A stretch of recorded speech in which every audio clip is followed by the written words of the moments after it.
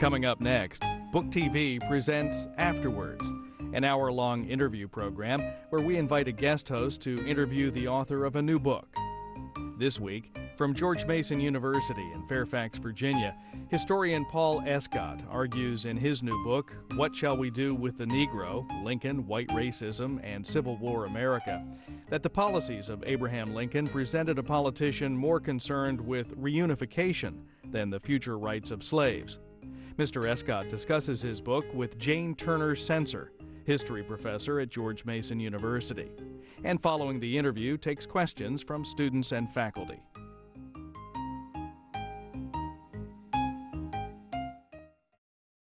We're very happy to welcome to our PhD colloquium Professor Paul Escott, Reynolds Professor of History at Wake Forest University.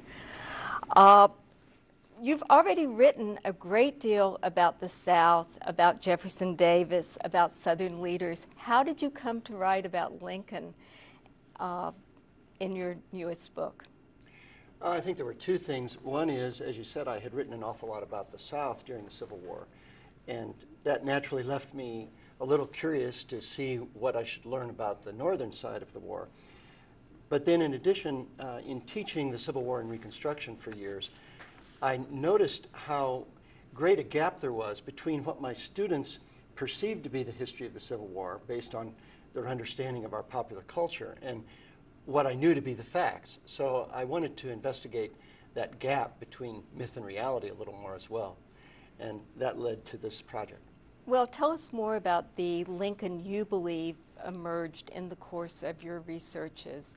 What should we know about Lincoln as politician, as political leader, and his views on race and the future of African Americans in America? Some of the things that I'm saying in this book would not be so surprising to people 50 years ago. But in the period since the Civil Rights Movement, there has been quite a mythification of Abraham Lincoln as the great emancipator and as an advocate of equality. What I show in the book through a careful analysis of his policies is that Lincoln always put the preservation of the Union first. He always justified any steps he took against slavery as a means of winning the war, not as the object of the war, but as a means to achieve reunion. And he consistently showed a great deal of concern for the feelings of Southern whites. He really wanted to conciliate them and bring them back into the Union. He wanted their participation in the process of reunion when the war was coming to an end. And in order to achieve that, he was willing to make some sacrifices on the interests of African Americans. He was a progressive man for his day, but we have greatly exaggerated the extent to which Abraham Lincoln fought for equality or expected to see any marked change in the social and political status of black people once the war was over. This process of mythification in our society has gone very far in the last 10 or 15 years, so that we now have some academic books arguing that Lincoln always had a secret desire to create equality, that he was a fervent advocate of it, and that anything he did to the contrary was actually a Machiavellian attempt to pull the wool over the eyes of everyone else and to sneak equality in when people were not suspecting it. I think that distorts our history and minimizes the racism that existed in society at the time of the Civil War. In some ways, it's very hard for us to understand just how thoroughgoing that racism was, how thoroughly it permeated both North and South. And I think that's one of the things that you indicate in this book, in part by focusing on newspapers as well as political leaders. Were you surprised by some of the things that you found? I was surprised by some of the policies of Abraham Lincoln that are rarely mentioned. I'll give you a few examples. Most people are not aware of what the first 13th Amendment was, but in his inaugural address, Abraham Lincoln expressed his support for a proposed amendment to the Constitution that had been passed by Congress and sent to the states for their consideration. And that amendment would have guaranteed the existence of slavery forever against federal interference. That 13th Amendment was not passed because the war broke out. But that was the original 13th Amendment, which actually was sent as a document with seal and ribbons and all that to the states for their consideration. And Lincoln began his time as president endorsing that and giving his support to it. Another thing that is forgotten and rarely mentioned, even by some of our best and most famous historians, is the fact that to the end of his life, Lincoln was advocating a means of ratifying the 13th Amendment that we're familiar with, the one that would have prohibited involuntary servitude. He advocated a means of ratifying it which would not have worked. If 10 states voted against the 13th Amendment, it would have been defeated. The Confederacy claimed 13 states. There were 11 states that actively participated in the Confederacy. And in addition, there were 3 other states, Kentucky and Delaware, and the other Missouri. one is Maryland. Maryland, it was, yes. That had voted heavily Democratic in the 1864 election and were not at all likely to support the ratification of the 13th Amendment. So it's really quite impossible to see how the amendment would have passed unless Lincoln had insisted upon it.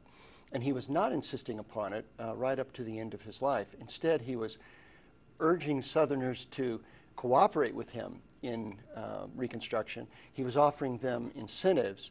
And one example of that is he had drafted a proposed amendment to the Constitution that would have provided $400 million in money to help the slave states if they were to end the war quickly and then to do away with slavery. That proposal was not sent to Congress because his cabinet said, this is impossible, you're being too lenient, so he shelved the proposal. But in his last public speech, he still was saying that all of the states needed to participate in ratification.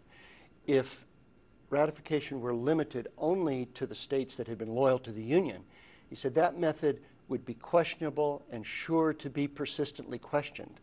But he said if we have all of the states vote, then that would provide a clear decision. Yes. Well, I think today we tend to think of anti-slavery and equality as being very closely related, and it seems to me your book shows that one can be anti-slavery yet still have profound doubts about the place of African Americans in the United States, and that's the Lincoln we see in your portrayal. Do you want to tell us more about the conservative anti-slavery stances that he took? He really was not attacking slavery in the South. Well, that's right. Candidate. There may be 3 things to remember. First, during the sectional crisis, he was a person who was anti-slavery extension. He didn't want slavery to go into the territories. The territories, he said, were to be a reservoir of opportunity for white people. They were to be places that poor white people could go to improve their condition. And if slavery were allowed to exist in the territories, that would not be a favorable environment for white farmers. So he was anti-slavery extension. Then it's also true that his proposed and his favored method of dealing with slavery was to have gradual programs of emancipation that would last, say, until 1900 in one of his proposals. These would be initiated by the states voluntarily on their own. The federal government could provide financial assistance, but this would be a decision that the slaveholding states would reach on their own. He was encouraging them to think about it. And he coupled that with colonization. That is, that the freed slaves, and indeed other free black people in America who were not slaves at the time, would be encouraged and aided in leaving the United States and going to settle somewhere else. He persisted in those ideas of colonization for some time after the Emancipation Proclamation was issued on January 1st, 1863.